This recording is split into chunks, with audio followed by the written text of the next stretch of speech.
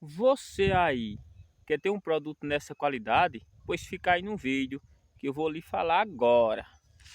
Para ter um produto nessa qualidade, primeiro você vai fazer o canteiro e vai pegar e vai fazer as listras, né? Assim, ó.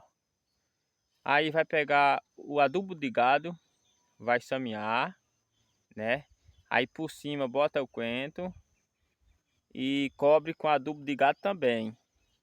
Ele vai nascer assim, ó, nessa qualidade, sem precisar de você estar adubando.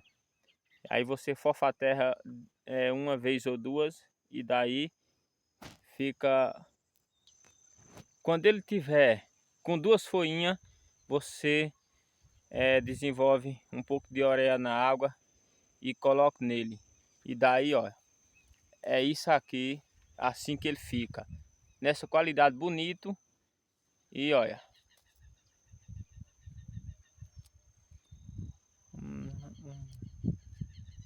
cheiroso.